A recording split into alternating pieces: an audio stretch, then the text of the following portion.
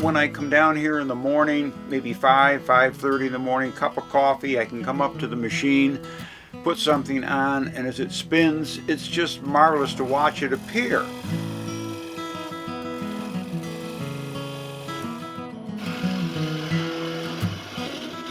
Back when I graduated from 8th grade, my dad wanted to get me a special present, and I saw on a pawn shop this neat looking firearm. It turned out to be a double-barreled percussion shotgun. I knew nothing about it, brought it home, and that was my gift. And my mom said, now that you've got that, you've got to do research and learn more about who made it, how it works, etc. And over the span of the next 2-3 years in high school, we went to auctions and we picked up odd firearms. I started out with a smoothbore musket and tried to enter rifle matches with it. And of course, in that day, you either bought original equipment or there was no one to buy a reproduction. So I started to make my own horn items, and gradually people would see me at a shoot and say, "Where did you get that?" And I said, "Well, I made it." And then the question came up, could you make me one? And that's basically how I got started. And the more I got into it, then there were things to be made out of wood, tomahawk handles and all of that, and it just blossomed from there. Then when we got into the bicentennial, we were doing things for Revolutionary War troops and soldiers, things like horn mugs, horn spoons, wooden bowls to eat out of. And I found out plates. Everybody liked a plate.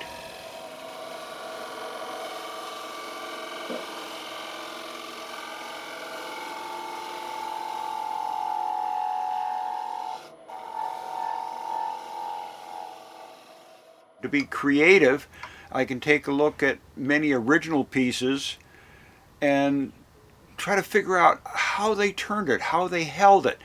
Nothing is written, nothing is, marked down. You just see the original pieces and the tool marks on it, and you have to figure out how the person did the whole thing.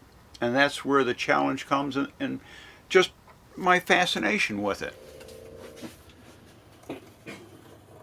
When people come in with a request, here's a picture of a Dutch baker.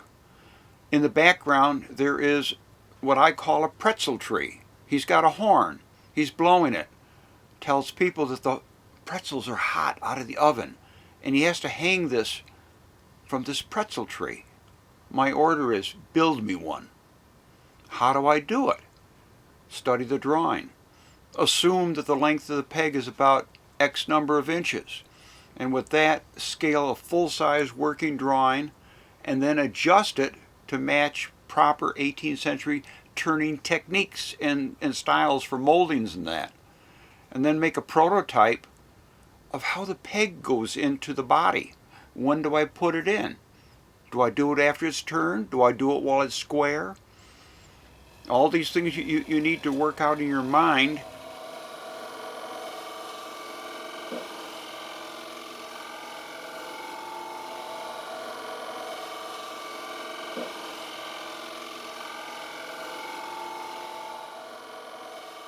Then I start to think of the processes I need to go through to, for instance, hold the piece on the lathe while I'm turning. Which sequence do I turn it in? In other words, what has to be removed first? If we're going into a bowl or some hollow form, we have to turn the hollow, but we have to have the back shaped.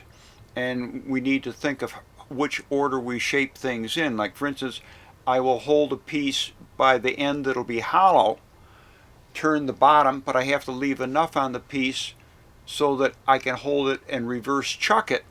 Then I can go in and hollow out the piece.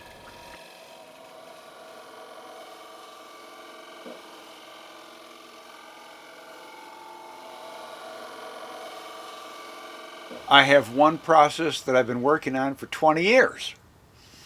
And I still haven't got it all solved, but I'm the only one in the country I know that's made a successful stab at it. I've tried museums and every other collection, and I can show you a sample upstairs later of a simple wooden canteen swiggle made out of one piece of wood for the body, no staves, no banding around it, and two wooden ends, and it holds a liquid. How do you make that? The process I've worked on, I've got a number of ways of how you don't do it, but I've got out of 6 tries, I've got 2 successes in the same category. So I know them about right, and I've worked with a couple of coopers to get some ideas on how to get the bottoms in.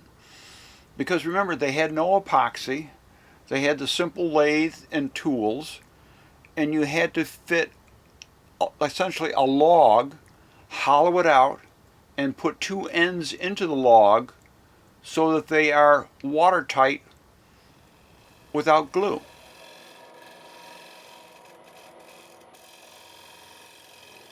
It's like sculpture. You start to take away from the piece a little at a time till all the parts fit together perfectly. And then when you've got it done, then you'll finish the bottom of the piece, which is the last part. Then you can stand it up and take a look at it and see if it meets your expectations. I mean, it's a wonderful creative process, and sometimes I'll go through and make more than one prototype just so that if there's a slight difference that bothers me, when I turn the second one, I can remove that difference and look at it. So it's just matching the original as closely as possible. And that's where the thrill for me comes in.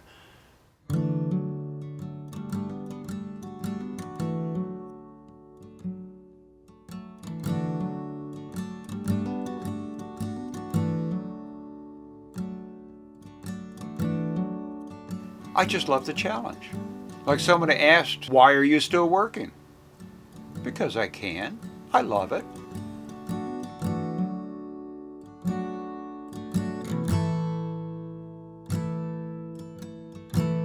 What's immensely satisfying for me is when a client orders something I've never made before, I'm able to figure it out, put it together, and they take a look at it, their eyes open up. Wow. There's just something about that feeling. And also, even my own self-satisfaction. I'm done finishing a product. It's sitting down in my workshop. I come down with a cup of coffee in the morning. I take a look at it, and I feel it. I touch it. I made it. And there's just, it's hard to explain, but it just keeps you going. It just, to give it to a customer, and then when that customer goes and tells a friend, oh, you want a powder horn? Like the only one to go to is go to Irv. He'll make it right for you. He'll figure it out. And that's the challenge, and that's what I enjoy.